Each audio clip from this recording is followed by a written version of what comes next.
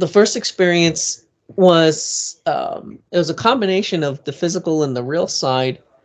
Back in November of 2022, I had bought this book. I was prompted to buy this book. It was of like a numerology where you add the numbers and they mean certain things, and it was helpful for the time. But I really kind of forgot about it. I kind of forgot that I had it after I made all the little charts and did all the additions and stuff like that. I really forgot about the book and forgot about all the pages and pages that I wrote.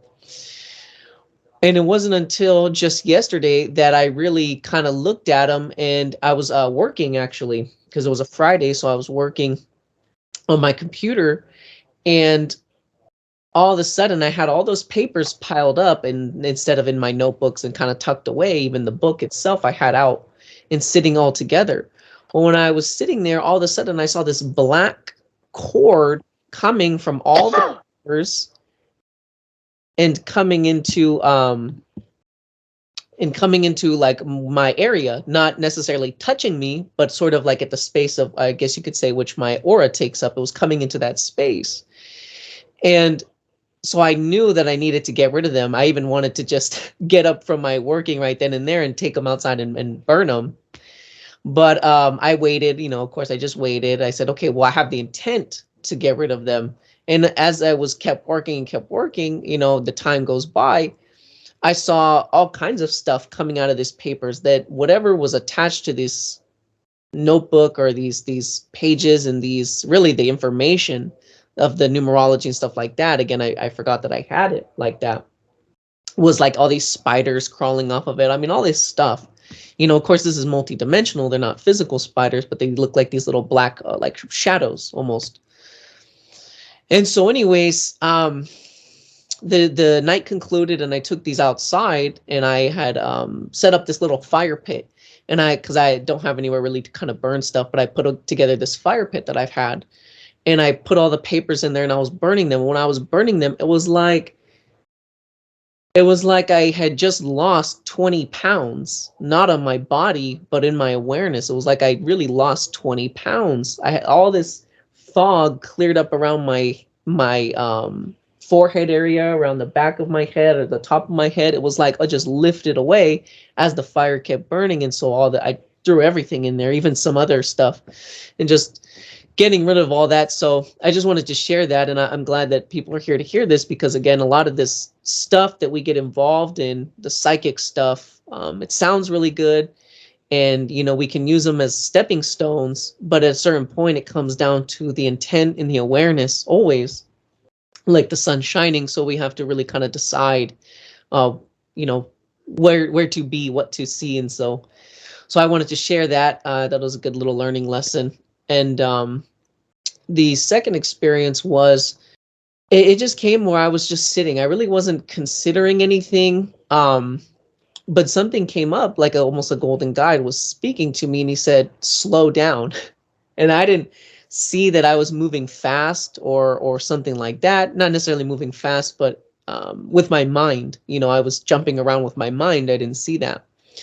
And they just said to slow down. So I said, okay. So I put my intent on slowing down and being very, very now. And when I did that, when I slowed down and I was now, with my awareness, it was like I was outside of my body, looking down at my body, and I could see, it was like all the thoughts were floating in the air, almost like they were suspended in water. And they were connected to these either tap lines or like other things, just kind of almost like in an ocean. When there's an ocean, there's undercurrents, there's currents inside the ocean. And if you get swept away in the undercurrent, you get taken somewhere else totally.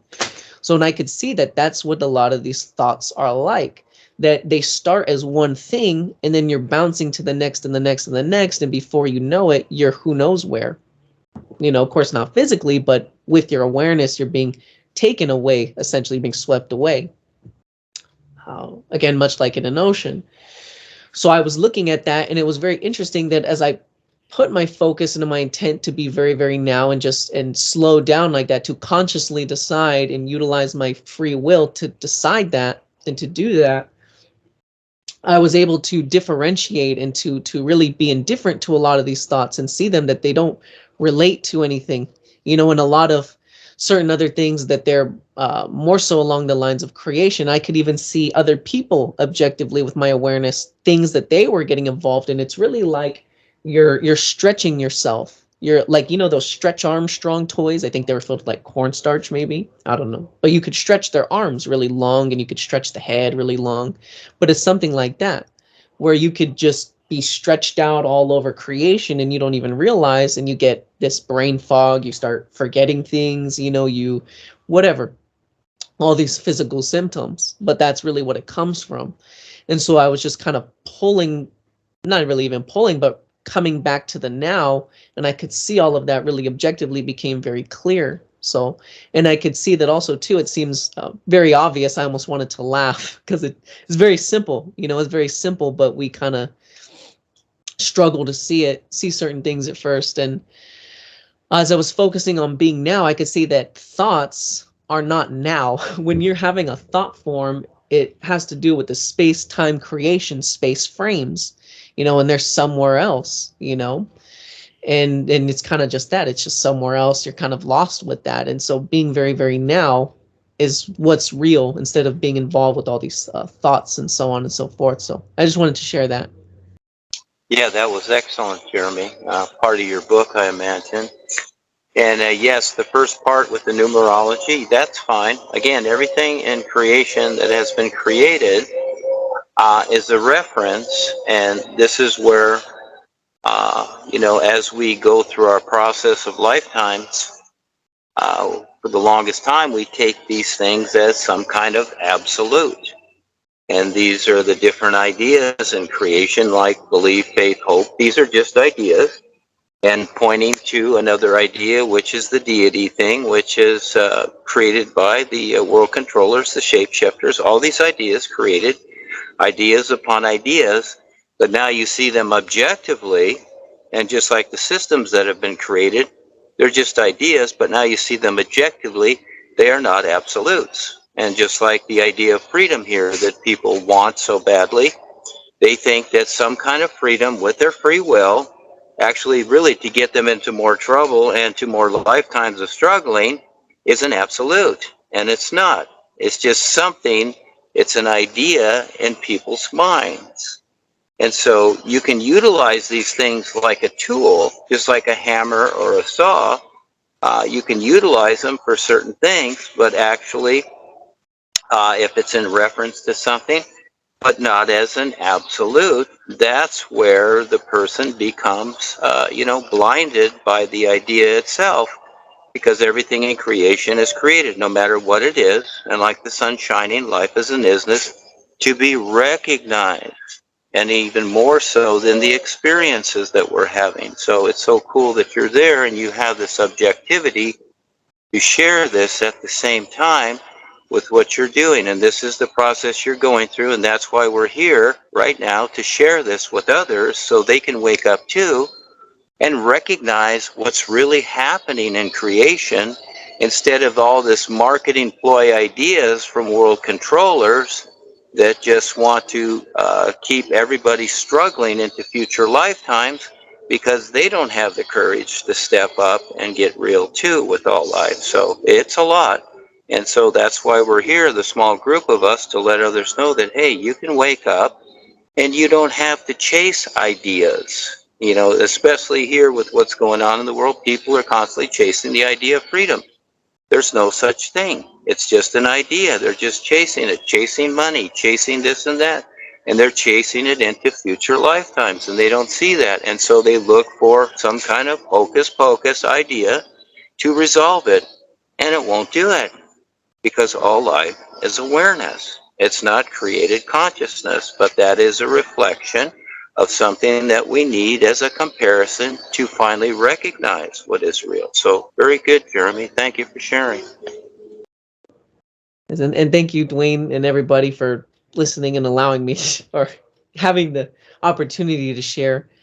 There is something else actually I wanted to share about it, was with the book. I remember there was a few days where I would see the book and I would always get this nudge, this little intuitive nudge to get rid of it. And I would tell myself, okay, I'm going to set a time aside to get rid of it because I like to burn these things, not just throw them away. Kind of helps to dissolve a lot of it. It turns into nothing, basically. And so I was like, okay, I'm going to have a time to set it aside and even have the intent sometimes to do it right in that moment. But it was always something that would come up and it was like I was being drawn away and not, and even sometimes things would happen, whether it's some kind of drama, I'd get pulled away for a second. Somebody asked me to do something. Something would always come up, but it was really kind of like, almost like a test, but also too like, the influence working through creation trying to have me to keep that book because it's almost acting like a portal. And again, nothing's negated, it's all fine, but kind of being aware of where these things are connected to, where they kind of come from. So yeah, I just want to add that. Yeah, the influence, like I've talked about, like I've written in the books, is a particular, and it's formulated out of the created consciousness that we're all part of. And so, according to the consciousness that's been created and agreed to, especially you see it on the earth, it's right in front of everybody, but they don't really recognize it for the most part, it acts accordingly. So overall, through creation, and especially the physical realm here, deception is ruling.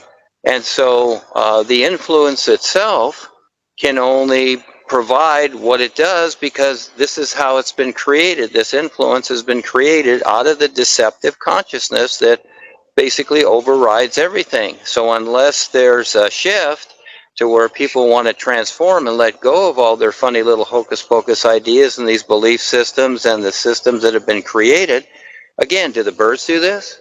Do they destroy their environment? Look at the business world. People chase the business world, and what's it doing? Destroying the natural environment that supports them. Does that make sense? None of it makes sense. So again, there's something else going on, and it's unseen, and you have to recognize it. So yeah, it's a big picture. So the influence exists, and it's automatic because people are agreeable to the deception that they don't recognize. Thank you, Jeremy.